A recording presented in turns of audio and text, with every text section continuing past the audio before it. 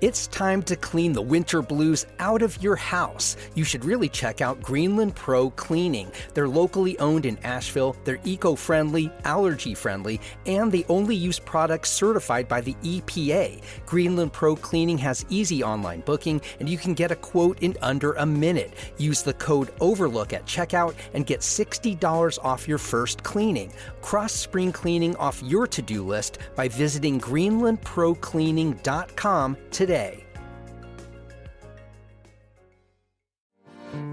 I am a maker, a builder, a baker, although sometimes my messes are all that you'll find. I'll tell a story, both true and allegory. Oh, the process is precious, so it takes up all my time. Barbie Angell is a poet and storyteller, children's book author, and emcee. Threading all of it, she's a survivor. She's candid about the range of abuse she experienced throughout her youth and a quarter century of ongoing psychological abuse she alleges from a domestic partner. I had been operating under the last 6 months or so that 2024 was going to be the last year of my life, that the CPTSD and the heart issues were going to kill me. So after getting out of the hospital, I decided now I want to thrive. I don't want to just survive. So I'm visualizing this better life for myself where I can be happy and I can feel safe and I can have a chance to heal. This is The Overlook with Matt Peiken, a podcast about the news, arts, issues, and trends of Asheville, North Carolina. The last few years have been particularly difficult for my guest today, Barbie Angell. While the pandemic brought its own fears and isolation for her, recent health issues have taken a toll. In the week before our conversation, she spent 4 days in the hospital. Of course, as she has always done with her traumas, Angell has leaned on them for her artistic expression. A few years ago, the Magnetic Theater premiered Death by Sparkle, Angell's autobiographical play deriving its name from a time she drank window cleaner as a suicide attempt. Now she's performing a range of poetry and telling stories, one night only, March 27th at LaZoom, to raise money for herself and by extension her 18-year-old son. We'll hear about all of that along with a couple vignettes from her upcoming show. I began my conversation with Barbie Angell by asking what happened that led to her recent hospital stay. About 6 months ago, my doctor started to get concerned because I was having what I was jokingly calling mild heart attacks, which actually were mild heart attacks. And so my doctor checked my heart and everything and found that I had tachycardia, which is a super fast heartbeat, this particular type, and what I'm calling extra beats by Dre. So extra heartbeats thrown in there. And yeah, so I had a massive one of those this past Wednesday, and my son called an ambulance. And over the next 4 days, I had 3 of them, and it took the doctors a little while to figure it out because my body is physically healthy. There is nothing wrong with my heart. What it turned out to be is that the CPTSD causing the super fast heartbeat and the extra beats also caused my heart to just seize up. It's called a vasospasm. And that put you in the hospital for 4 to 5 days. Yeah. And I've had a chronic, constant migraine for 10 years. Right now it's at an 8 on the pain scale, and I'm happily doing an interview because I have a high threshold for pain. If I'm ever on Tinder, that's going to be like my bio. She has a high threshold for pain. It's been just you and your son now. Is he 18, 17? 18. Just turned 18. Yeah. And how many years has it been the two of you? I mean, his dad is around, and that's the problem. Like, I've been trying to get out of that situation, get a divorce since 2010. He just won't grant a divorce. Right. And in North Carolina, you have to be separated for a year before you can get divorced. And he won't leave, and he won't let me leave. Wait, he won't leave? You're in the same house? Yeah. Yeah. And how are you not, quote, able to leave? Why don't you just leave? For the longest time, since 2009, 2010, I just thought it was a really bad marriage that he wouldn't let me out of. And it took a lot of my friends telling me all that time, this is abuse. And I'm like, no, it's not that bad. But if he gets mad at me or at anything else, then I'm a terrible person, I'm a horrible mother, I'm a monster. Nobody really likes me. Everybody's just nice to me because I'm well known. But you're still in the house there with him. So psychological violence is really hard to prove, and they don't do anything. It was only about when I started losing the weight that I was like, oh, okay, everybody's right. This is abuse.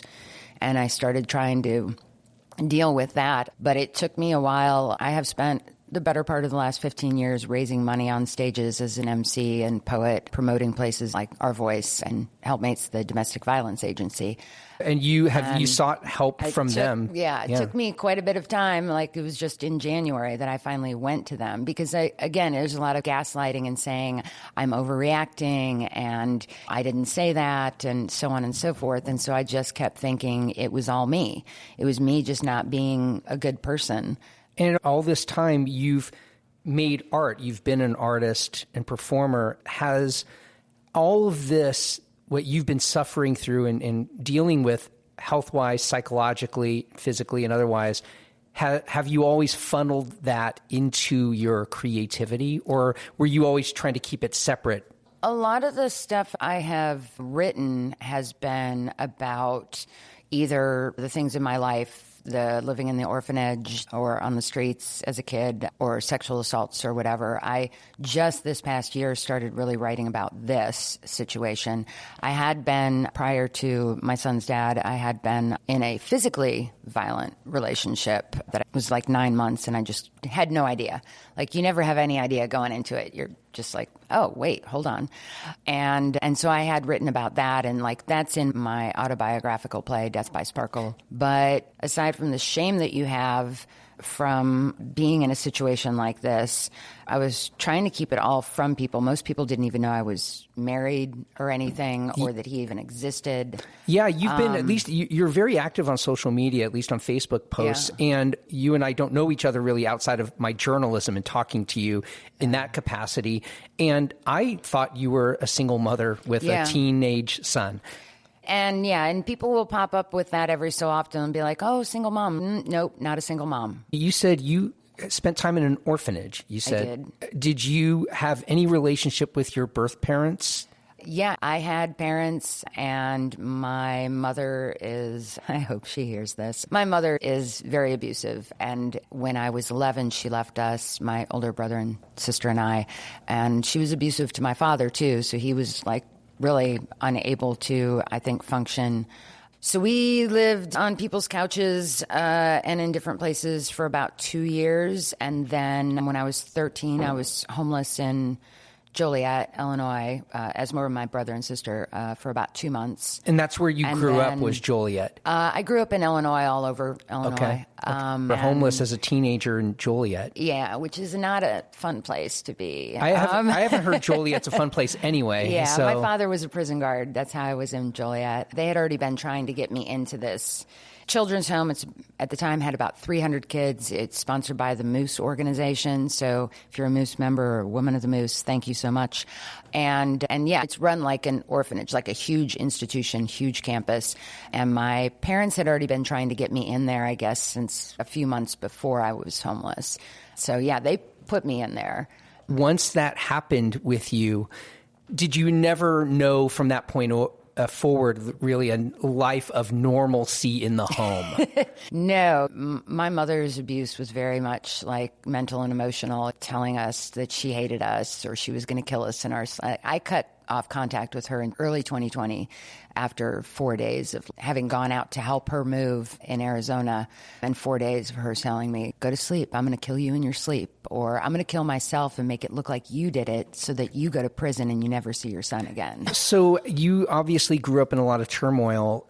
Were you expressive creatively as a teenager? I'm just wondering, what was your entree into performance and in writing? My first year in the orphanage, it being a charitable organization, people would donate gifts for Christmas, and someone gave me a diary. And you can't have a diary in an institution because there's no privacy. They go through all of our stuff. They'd come into our rooms every couple hours at night and shine a flashlight in our face to make sure we were there. So I got this diary. So instead of writing down my thoughts, I wrote them down in poems. So I knew what they were about, but nobody else did. And so poetry being so esoteric or whatever, they were like, oh, they're just poems. We're not going to pay attention to them. So I could have a diary without having a diary. And then I had an English teacher in the orphanage that really liked my writing and encouraged that. I wanted to be a lawyer. From the time I was 6, I wanted to be a lawyer. But yet, from what I know, you've made your way as an artist for many years now. When did that tilt in that direction? So my house parent, the woman that took care of me my senior year in the orphanage, her brother-in-law was a theater teacher at Lincoln College in Lincoln, Illinois, a little private 2-year academically elite sort of school. And I was going to go to Harvard because that's where they were in paper chase. And I had the grades. Like, I didn't go to school from 5th grade to 9th grade, but... You didn't go to school from 5th to 9th grade, and then when in high school, it was entirely at the orphanage? Yeah. My first year there, my grades were not good, but then I have a very high IQ. I'm what happens when you throw away a gifted child. It doesn't make me smart. It just means I learn better, I think, than other people do. I just think that's very imprinting about your youth. That I think that says it in a kernel. You didn't even go to school from 5th to 9th grade, and then your entirety of high school was in an orphanage. So what brought you to Asheville? And when was this? So that was in 1999. I had been in that physically abusive relationship for about 9 months.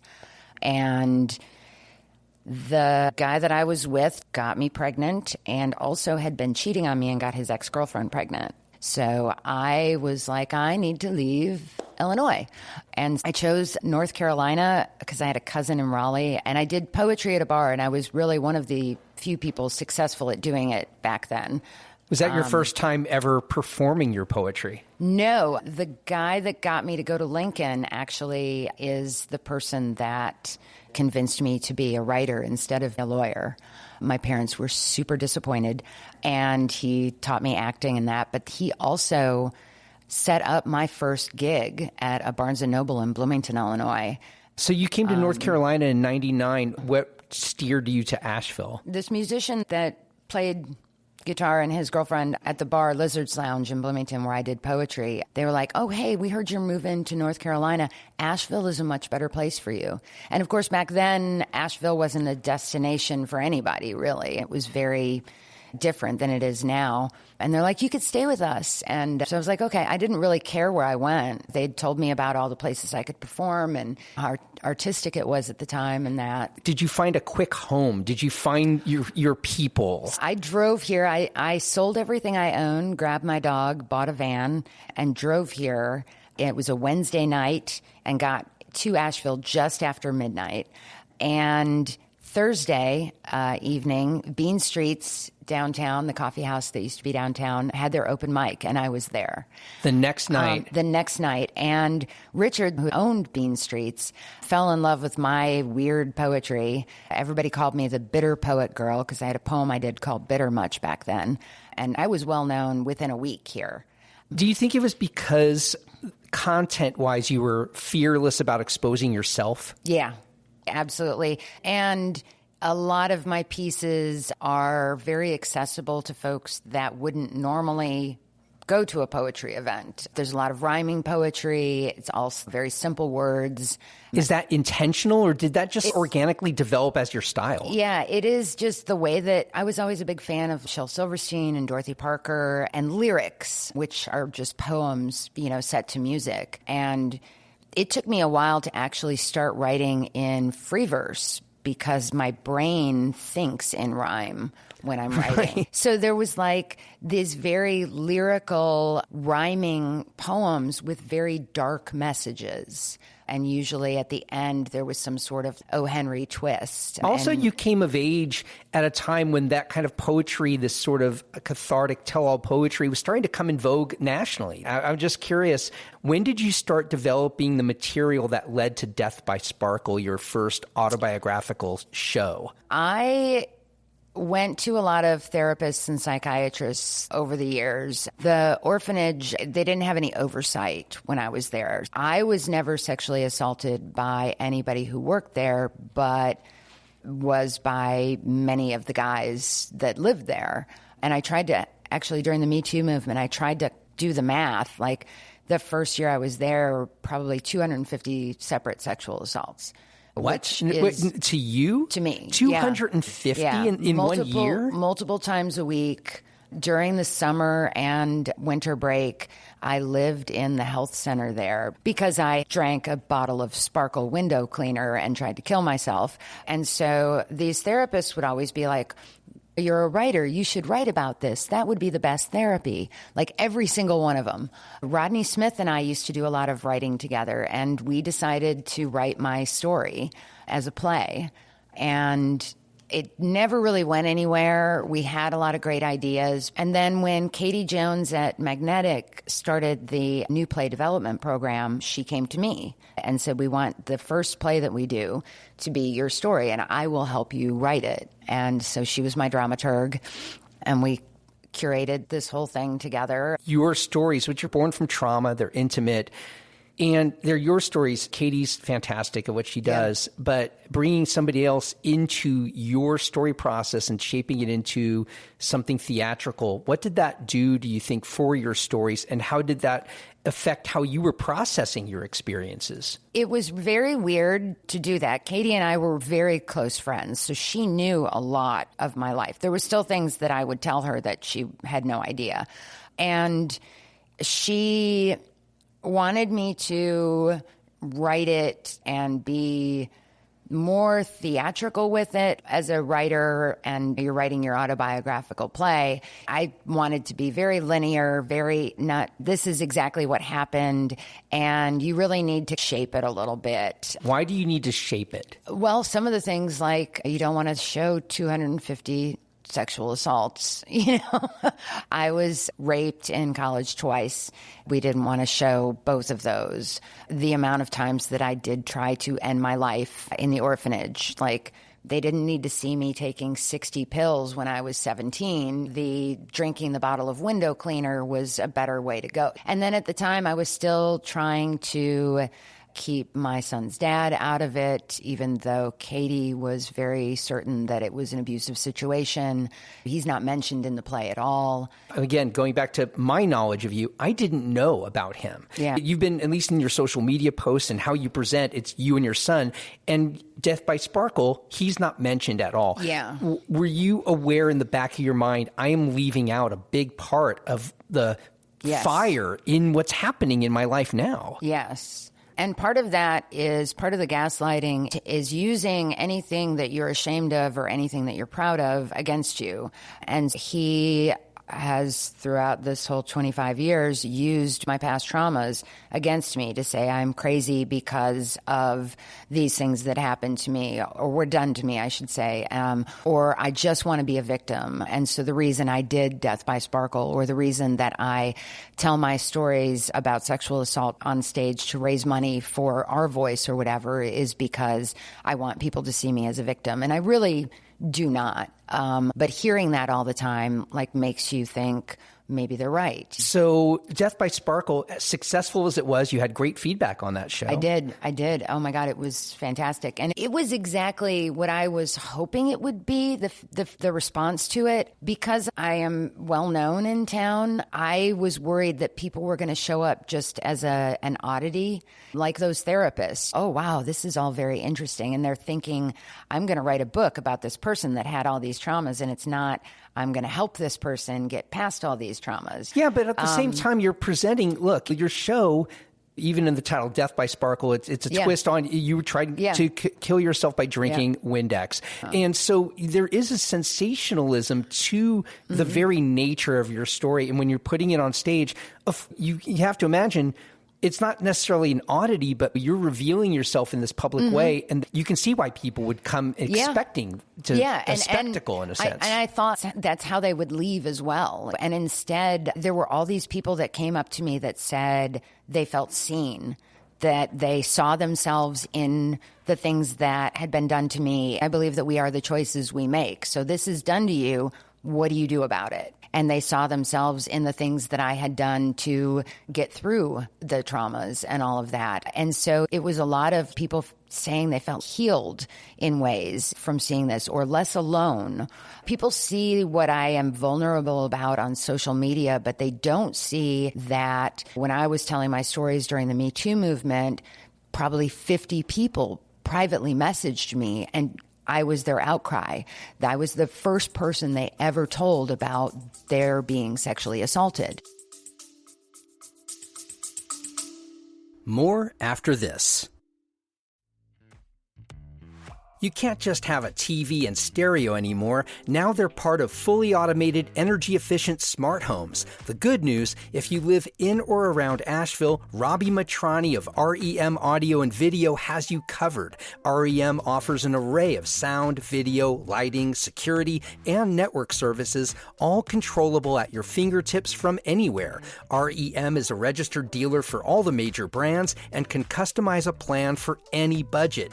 Get a free quote by reaching out at remaudiovideo.com.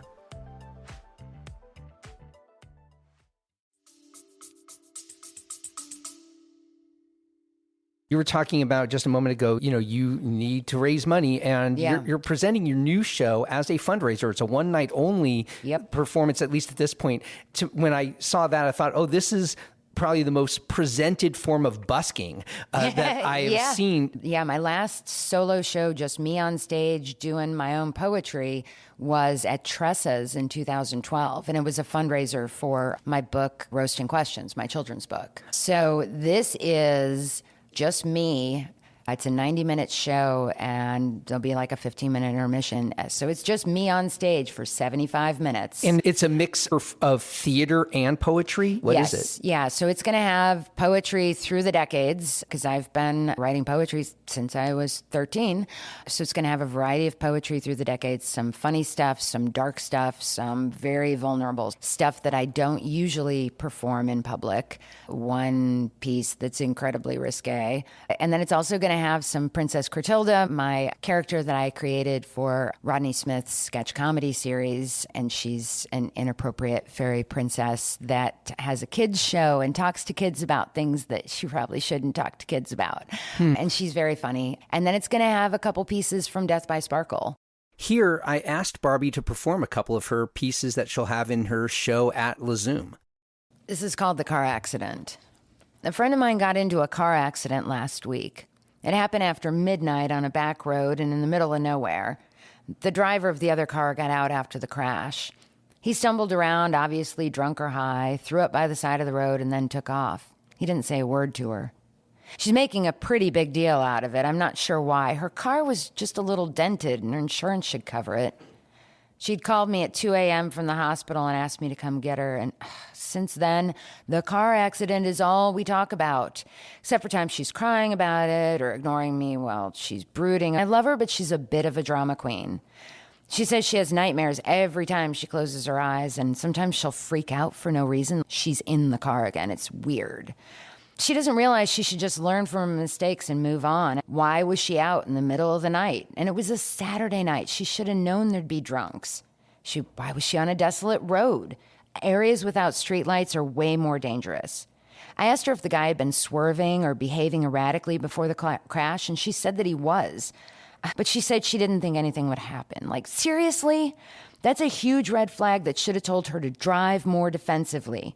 I told her next time, pay closer attention. Next time, be more careful. I said she was lucky she was wearing her seatbelt, so at least she didn't get pregnant. Let me start over. A friend of mine was raped last week. This is called Stolen. I did it. I stole them. I slipped the moments right out of Time's pocket when he wasn't looking. Sure, it makes me a thief, but I don't care. I've been called worse. And I don't regret it either. I'd steal them again and again. All the moments after 5 p.m., the ones at 3:30 in the morning, seconds and minutes and hours, I took them all without hesitation, without guilt or shame or fear, and I'm keeping them. Not just the big exciting ones, but the normal ones too, the talking and laughing and taking in all the seemingly mundane tasks and habits. All of them are equally special because they're all from a time and a place when I was special.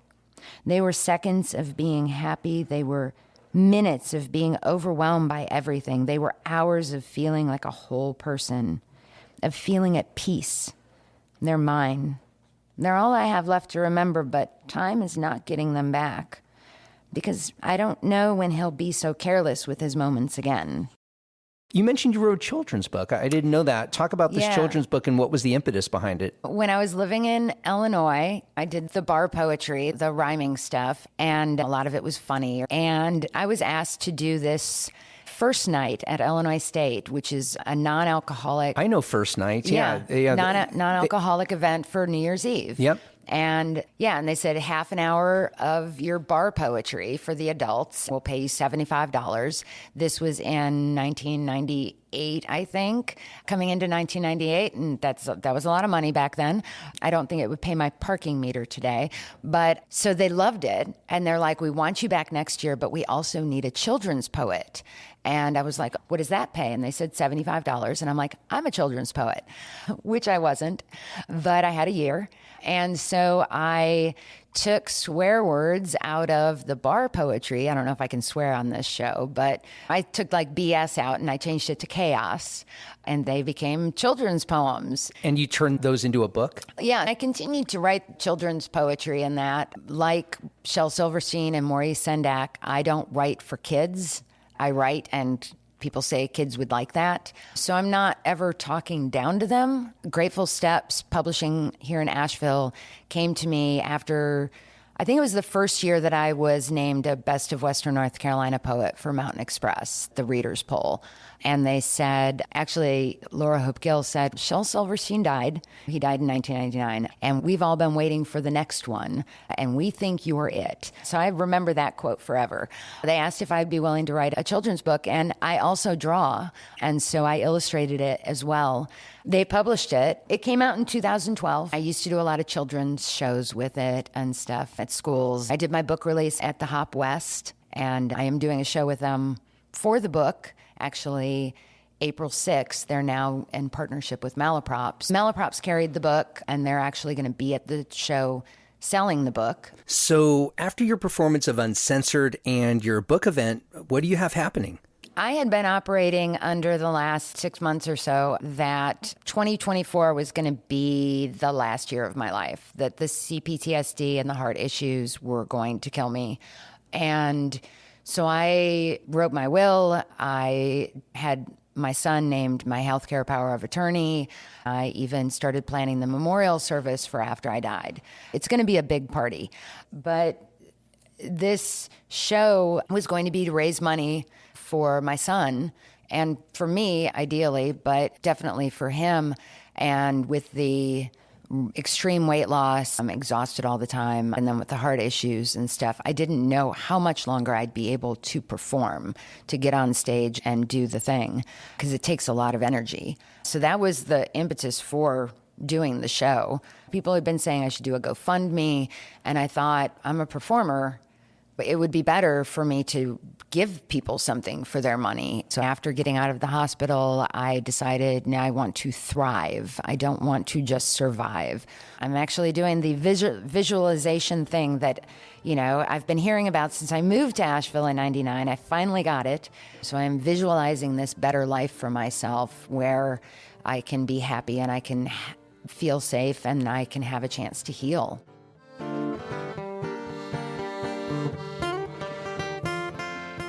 Barbie Angell's one-night-only show is called Uncensored. It happens March 27th at the LaZoom room. Our conversation happened inside the BB Theater, where the owners, Susan and Giles Collard of Asheville Contemporary Dance Theater, have been so gracious enough to allow me to conduct my interviews there. If you value the Overlook's place in Asheville's media landscape, please consider joining dozens of others who are supporting the show through my Patreon crowdfunding page. Become a member for as little as $5 a month. Visit patreon.com/The Overlook Podcast. Our First Look newsletter gives you just a handful of daily headlines from around the local media landscape to get you on your morning. We also have a weekly newsletter devoted to all things The Overlook that hits you every Friday. Both are free and available at podavl.com/newsletter. The theme song for The Overlook, Maker's Song, comes to us courtesy of the Asheville duo The Resonant Rogues. The Overlook is a production of Podcast Asheville. New episodes come out every Monday, Wednesday, and Friday wherever you get your podcasts. You can find us on any social media channel at AVL Overlook. and I'll see you on the next episode of The Overlook with Matt Peiken.